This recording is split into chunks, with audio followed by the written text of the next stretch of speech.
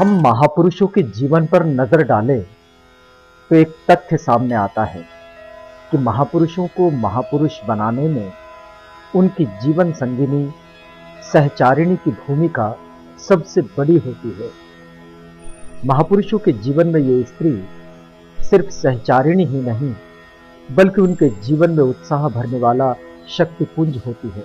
बाबा साहब डॉक्टर अम्बेडकर के जीवन को मानसिक बल देने वाली और उनके निजी जीवन के दुखदाई और कष्टप्रद क्षणों को बांटने वाली तथा तन्मयता से सदा साए की तरह उनके साथ रहने वाली सहचारिणी रमाई थी।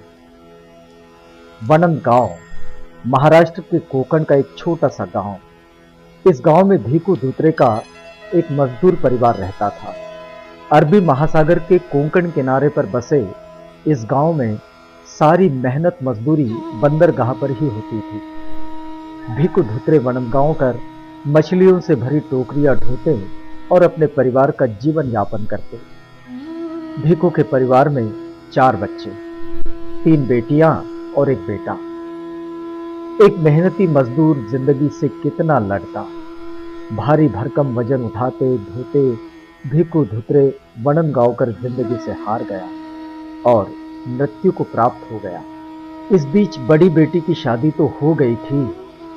रामी, मीरा और शंकर ये तीनों बच्चे अनाथ हो गए। इन अनाथ बालकों की जिम्मेदारी उठाई इनके चाचा मामा ने, जो मुंबई में भायखला के मछली बाजार के पास ही एक चाल में रहते थे। गरीबी का दर्द और टीस ये बच्चे बचपन से ही अनुभव करने लगे। रामी का भाई शंकर एक प्रिंटिंग प्रेस में नौकरी करने लगा। शंकर सबसे छोटा था, बहनें बड़ी थी। ऐसे में रामी के लिए सूबेदार रामजी के परिवार से भीवा का रिश्ता आया। दोनों परिवार में आपसी सम्मति बनी और रामी का भीवा से विवाह तय हुआ। विवाह स्थल बना भायखला के मछली बाजार का वो चबूतरा जहां दिन भर मछलियां बेचने का कारोबार चलता था। विवाह कार्य बाजार लगने से पहले ही संपन्न कराना था, इसलिए परिवार के लोग और सगे संबंधी सुबह सुबह मछली बाजार में इकट्ठा हुए और विवाह संस्कार संपन्न कराए। बाजार लगने से पहले ही सारे अतिथिगण विवाह की औपचारिकताएं पूर्ण कर अपने अपने घर लौट गए और रमाई भीमराव का गृहस्थ जीवन आरंभ हुआ। शांत सरल स्वभाव की रमाई की बाबा साहब डॉक्टर भीमराव से ये जोड़ी बुद्धिमत्ता और शैक्षिक दृष्टि से बिल्कुल बेमेल थी, लेकिन हम इसे बाबा साहब के चरित्र की महानता ही कहें कि अनपढ़ रमाई के साथ भी उन्होंने एक सफल पति का जीवन व्यतीत किया। विवाह के बाद भीमराव ने पत्नी रमाबाई को शिक्षित करने की कोशिश तो बहुत की, लेकिन रमाबाई की इसमें कोई खास रुचि नहीं थी। वह पति की सेवा में लीन हो गई और एक जलती हुई मोमबत्ती की तरह वह बाबा साहब के जीवन को समर्पित हो गई। बाबा साहब के इस प्रयास से इतना फायदा तो जरूर हुआ कि रमाई अक्षर पहचानने लगी और जब बाबा साहब अमेरिका में थे तो वो अखबार की हेडलाइन के मोटे मोटे अक्षर जरूर पढ़ लेती थी। शिक्षा में भले ही वो पीछे रही हो, मगर रमाई का जीवन अनुभव इतना बड़ा था कि जिंदगी के किसी भी अध्याय पर वो अच्छे अच्छों को निरुत्तर कर देती थी। रमाई के स्वभाव में स्नेह, आदर और नम्रता देखते ही बनती थी। वो बाबा साहब का उल्लेख हमेशा साहब के रूप में करती और बाबा साहब उन्हें प्यार से रामू कहते। लेकिन बाबा साहब का विद्या प्रेम तो विश्व विख्यात है। वे अपनी गृहस्थी से ज्यादा शिक्षा के लिए, अध्ययन के लिए तड़पते थे और गृहस्थी उन्हें बिल्कुल तुच्छ जान पड़ती थी। स्थिति ये बन जाती थी कि इसमें रमाई के गृहस्थ जीवन की स्त्री सुलभ भावना का धीरे धीरे अंत होता चला गया। रमाई के मन में बार बार ये विचार कौंधता कि साहब पुस्तकों से थोड़ा ध्यान हटाकर कभी पत्नी, बच्चों के सुख दुख भी देखे। लेकिन रमाई का ये बड़प्पन था कि जब बाबा साहब पढ़ रहे होते तो उनके अध्ययन में जरा भी विघ्न ना पड़े, इसका वो पूरा ध्यान रखती। और बच्चों को शोर ना करने के लिए कड़ा आदेश देती।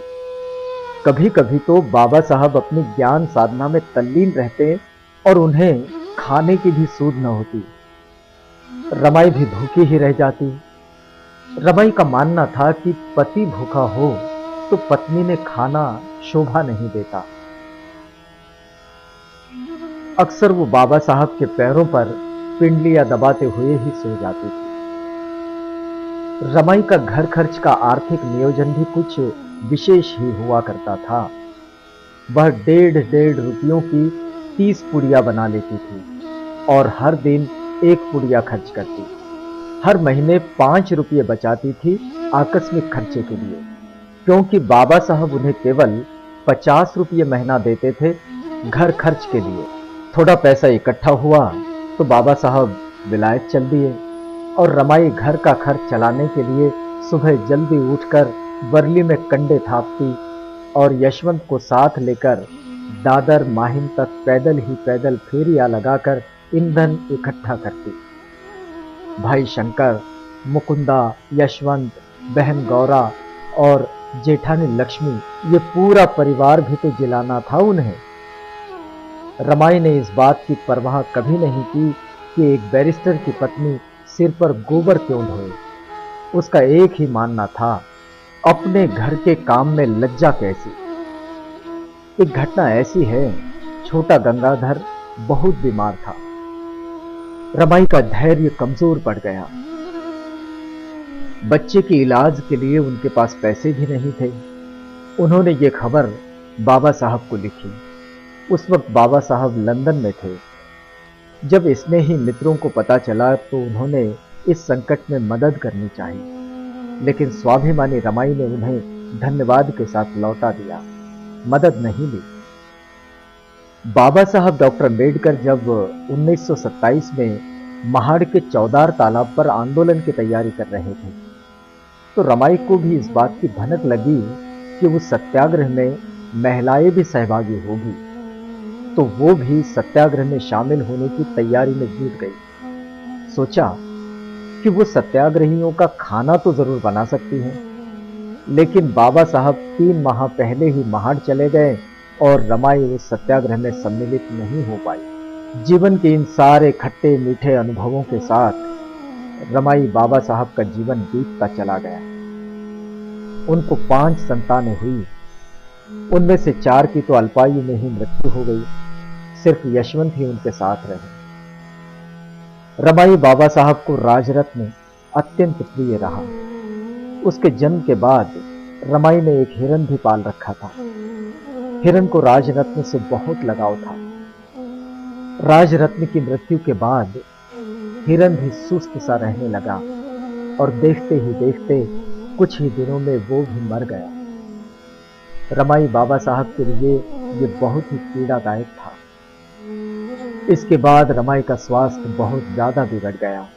जीवन के इस दुख अभाव ने रमाई को इतना झकझोर दिया कि वो इसे सह न सकी। बाबा साहब के सार्वजनिक जीवन में जो आंदोलन चल रहे थे, उसके कारण भी रमाई उनके स्वास्थ्य और सुरक्षा को लेकर बहुत चिंतित हुआ करती थी। रमाई ने अपने जीवन में इतने कष्ट और दुख सहे कि शायद ही किसी महान नेता की पत्नी के हिस्से में ये सब आया हो। रमाई का गंगाधर अचानक बहुत बीमार हो गया। उसके इलाज के लिए पैसे भी नहीं थे। इलाज के बगैर ही नन्हा 2.5 साल का गंगाधर चल बसा। हालात तो ये थे कि मृतदेह को ढकने के लिए नया कपड़ा भी न मिल सका और रमाई ने अपनी साड़ी का एक टुकड़ा फाड़कर गंगाधर का मृतदेह ढका और उसे जमीन में दफन कर दिया। इतनी विकट गरीबी के दिन रमाई ने अनुभव किए। एक के बाद एक आघातों से रमाई क्षीण होती गई और तबीयत और भी ज्यादा खराब होती चली गई। परेल चाल से दादर के राजगृह में आने के बाद रमाई और भी अस्वस्थ हुई। अब वो मात्र हड्डियों का एक ढांचा नजर आती थी। बाबा साहब तो अपने सामाजिक कार्य में व्यस्त थे। उन्हें अछूत वर्ग के उत्थान की चिंता थी। इस समय रमाई की सेवा में यशवंत और मुकुंदा ही थे। एक बार बाबा साहब से किसी मित्र ने पूछा रमाई ने आपकी खातिर इतने कष्ट सहे, आपने उन्हें क्या दिया? बाबा साहब कुछ बोलते इससे पहले ही रमाई ने जवाब दिया, साहब ने मुझे महाराजाओं के महल जैसा ये सुंदर राजगृह दिया है, इसे मैं मरते दम तक नहीं भूल सकती। राजगृह की भव्यता रमाई के मन में कभी अहंकार न बन सकी। वह सदैव उदार चित्त की मूर्ति ही बनी रही। अपने परिवार का भरण पोषण और करोड़ों अछूतों के उद्धारक बाबा साहब को बनाने के लिए अपने जीवन का युद्ध बड़ी बहादुरी से लड़ने वाली रमाई का बाबा साहब ने इलाज तो बहुत किया, लेकिन रमाई की तबीयत में खास सुधार नहीं हुआ। वह धीरे धीरे बिस्तर से लग गई और 1935 में मई माह की 27 तारीख को सूर्यास्त के साथ ही दादर के राजगृह में सदा सदा के लिए अस्त हो गई। सारे राजगृह में अंधकार छा गया। बाबा साहब फूट फूट कर रोने लगे। निष्ठा और आस्था की ज्योति अब बुझ चुकी थी। रमाई के वियोग में बाबा साहब ने मुंडन कर लिया और भगवा चोगा धारण कर लिया और फिर इस सन्यासी जीवन का त्याग कर इतने आश्चर्यजनक कार्य किए कि जिससे देश के करोड़ों दलितों, मजदूरों, शोषितों और नारियों का जीवन ही बदल दिया। आज रमाई हमारे बीच नहीं है, लेकिन समर्पण, त्याग, कर्तव्यपारायण और उच्च चरित्र के श्रेष्ठ आदर्श के रूप में रमाई आई साहेब हमेशा याद रहेगी।